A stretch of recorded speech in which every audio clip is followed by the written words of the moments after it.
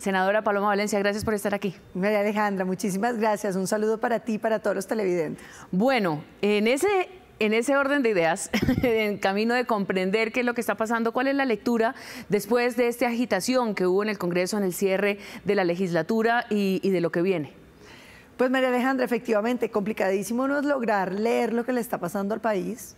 Yo diría que por un lado estamos teniendo un gobierno que llegó con una amplia, digamos, respaldo, pero que se ha ido radicalizando cada vez más, ha ido perdiendo políticamente, y me refiero a figuras como Alejandro Gaviria, como la ministra Cecilia, como algunos otros como Campo, que representan como el centro que los había acompañado en esa elección, y se ha ido llevando cada vez hacia un lugar como más difícil.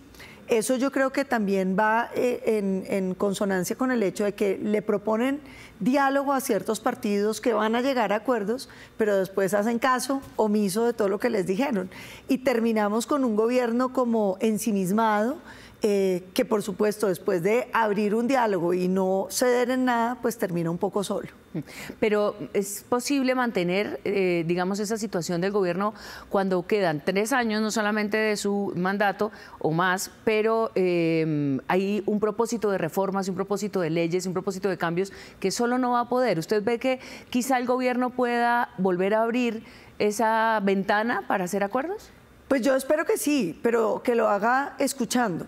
Yo creo que hay una cosa en los diálogos, María Alejandra, y es uno tiene que estar dispuesto a ceder cosas y a llegar a acuerdos.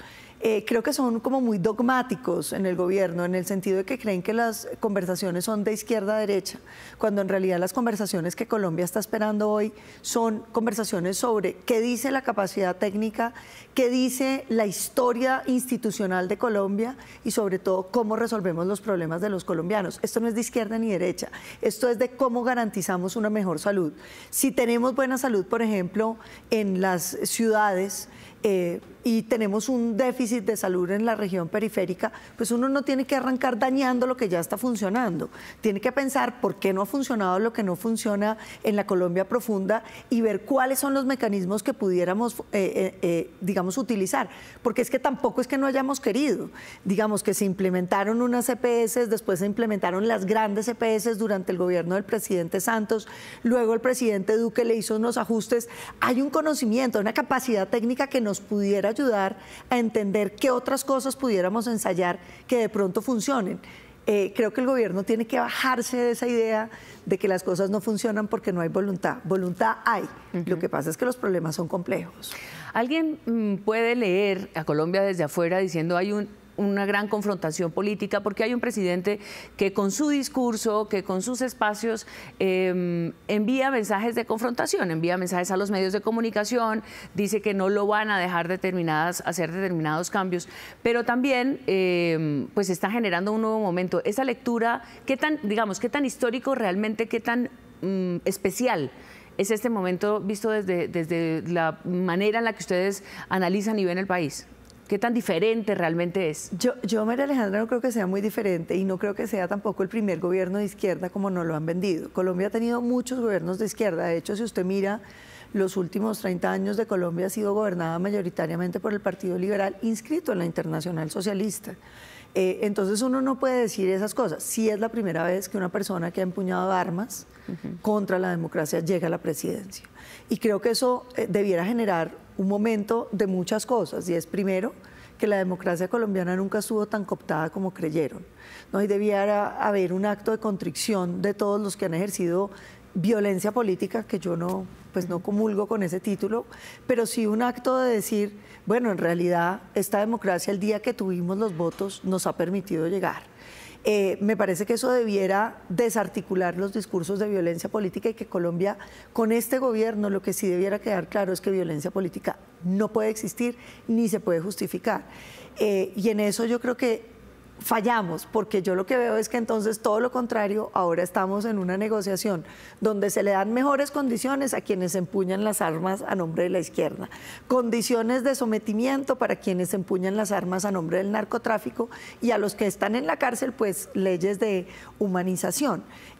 Pero yo veo que no estamos caminando, digamos, hacia lo que yo creí que podía ser un buen resultado. Y creo que el gobierno también tiene una cosa muy importante, que es la vicepresidenta. Yo sí creo que es una cosa simbólicamente muy importante para Colombia tener una mujer vicepresidenta afrodescendiente que rompe muchos techos de cristal y que inspira a la población afrodescendiente a meterse a la política, a sentirse reconocida y parte de esta nación. Entonces yo creo que esos son como los elementos, pero veo que es un gobierno que viene como con un discurso de polarización que quiere mantener y que le gusta esa polarización, porque crecen con un enemigo, y si no hay enemigo les cuesta trabajo gobernar. Y ahí justamente en la polarización hablemos del expresidente Álvaro Uribe, porque esa cercanía que ha tenido Gustavo Petro, esas reuniones, esos encuentros, sorprendieron de alguna manera al comienzo de su gobierno. Dijeron, pero ¿cómo así que Uribe se reúne con Petro? Y ha mantenido durante este año, digamos, el expresidente Uribe una postura bastante moderada, tranquila, crítica en algunos casos, como en algunos proyectos de ley que no salieron, en fin. Eso ha tranquilizado al Centro Democrático. Eso, como dentro del partido, ¿cómo se interpreta? Porque hay voces que me imagino que dentro del partido les parece que están siendo demasiado suaves o blandos con el presidente. Hay quienes consideran que sí, que está siendo demasiado blando. Yo creo que no, yo creo que ese es el Uribe que yo conozco, es el Uribe que siempre ha estado. Él es un hombre que entiende perfectamente que los problemas de los colombianos no es de soluciones de izquierda o de derecha, que a veces me parece que al país le gusta pensar en izquierda y derecha. Esa idea como que se quedó ahí, se instauró y se quedó. Y yo creo que los problemas no son de izquierda y derecha, son de analizar el problema, de entender el problema, de conocer el problema y de ver qué se ha venido haciendo y qué se puede seguir haciendo. Él habla mucho de que el presidente López Pumarejo decía: la mejor revolución es el ajuste constante de las pequeñas cosas, porque es que en una democracia uno tiene que aprender a construir sobre lo construido. Y yo creo que la actitud del presidente Uribe ha sido: ustedes ganaron, gobiernen, me invitan a hablar sobre un tema, yo le doy mi opinión, el gobierno por supuesto nada escucha, pero yo creo que lo que es rescatable de eso es la actitud de darnos cuenta que para construir Colombia se necesita que todo el mundo opine y de que podamos tener unos acuerdos de país. O sea, uno no puede gobernar un país como un mapalé, 2 pasos para adelante y 2 para atrás. Sí, y sobre todo porque los ciudadanos están esperando las soluciones y las políticas públicas que se apliquen, y en ese sentido, ¿qué viene para la nueva legislatura? Digamos que hay también una lectura sobre la oposición, y quizá muchos simplifican diciendo: los que estaban en la oposición ahora están aprendiendo a gobernar, y los que estaban, digamos, más cerca de los gobiernos están aprendiendo a hacer oposición. Ustedes han hecho oposición fuertemente también en el gobierno de Santos, por ejemplo, pero desde la oposición, ¿cómo plantean un poco lo que viene ahora en una legislatura, pues en una nueva realidad política que es electoral? A mí me gusta mucho el Congreso para proponer cosas, porque yo creo que el país necesita unos debates en torno a ciertos temas. Pongo un ejemplo. Ahorita estamos viendo, justamente antes de que estuviéramos en esta conversación, lo que está pasando en La Guajira, cómo se roban La Guajira y la plata de La Guajira nunca termina llegando. Y uno dice, y es increíble, porque eso tiene correlación con la baja calidad de la educación, y en especial con la baja calidad de la educación pública. No que yo sea enemiga de la educación pública, a mí me gusta la educación pública, pero sí me preocupa mucho que los niños más pobres de este país están condenados a la educación pública con peores resultados que la educación privada.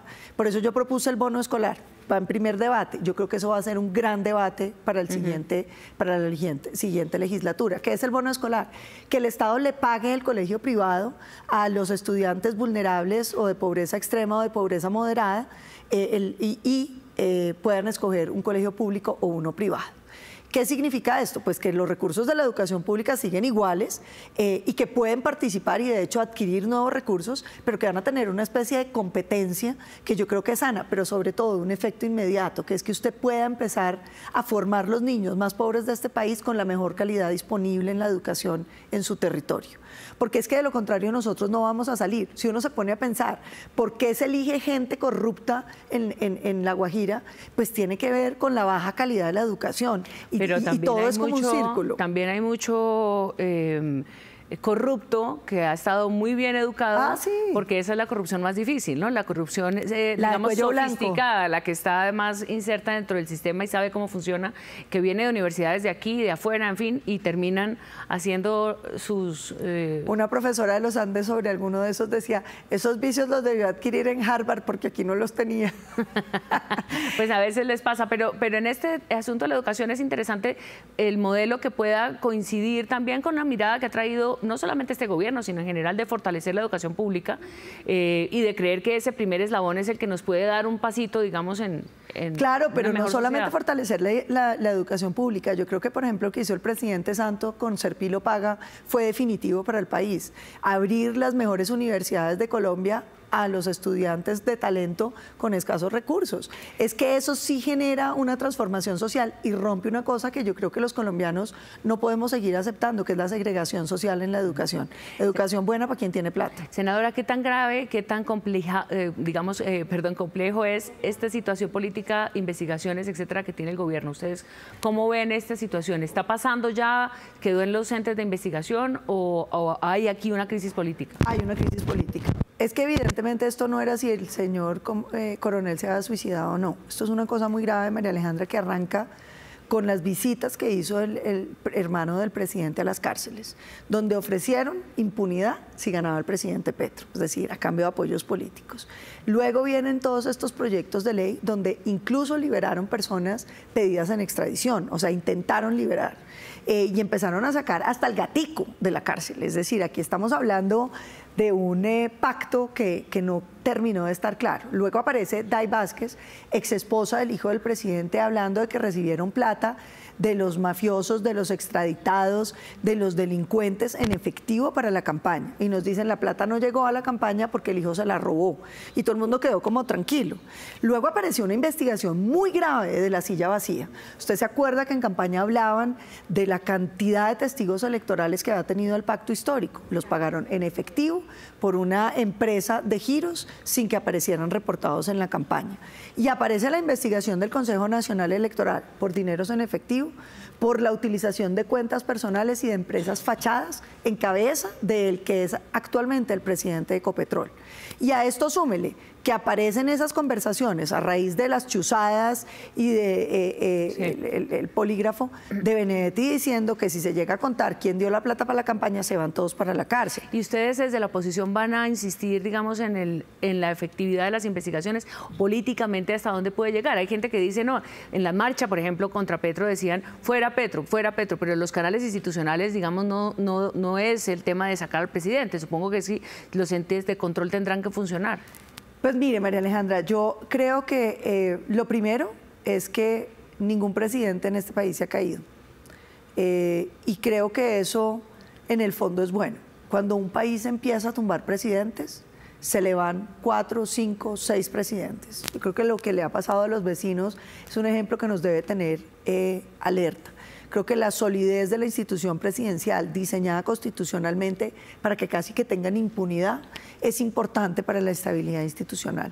Y diciendo esto, yo creo que el país no se puede empezar a concentrar simplemente en esos escándalos sobre los cuales yo sí creo que el presidente tiene que dar explicaciones. Y el país tiene que saber si esta campaña recibió plata de los mafiosos, porque eso da una lectura distinta a los proyectos de ley que se presentan y porque eso va a significar una serie de cuestionamientos éticos sobre muchas personas que están en esa campaña.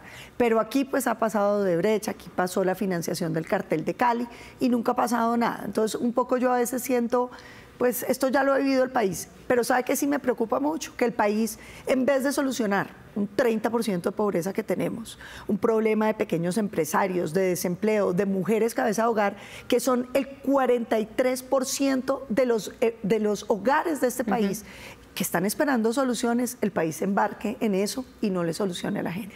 Hablemos en los últimos minutos entonces justamente de los problemas de la gente en el día a día con las elecciones. ¿Cuál es el plan del Centro Democrático y cómo ve usted esa organización de camino a las locales? Las elecciones locales son elecciones difíciles porque son elecciones que están en lo local y que requieren estructuras locales muy fuertes. El Centro Democrático, siendo un partido de opinión, tiene fuerza electoral en algunos sitios, pero nunca ha tenido unas estructuras locales que lo permitan salir adelante. Yo creo que el partido tiene que buscar fortalecerse en concejales, en diputados, en crecer electoralmente para poder construir esas bases que le permitan en el futuro avanzar y sobre todo apoyar candidatos que no representen politiquería ni corrupción. Creo que una de las cosas que a uno más le cansa de este país es ver cómo se roban todo y que la elección de alcaldes y gobernadores lo que ha llevado es a que uno elija no la mejor gente, sino que casi que la peor. Ojalá el partido haga un esfuerzo por ayudar a seleccionar gente buena para esos cargos, porque el país necesita gente buena. Uno no puede tener el país en manos de ladrones cuando hay gente buena que quiere hacer las cosas. Senadora Paloma Valencia, gracias por estar en esta conversación de país. No, muchísimas gracias a ti, María Alejandra.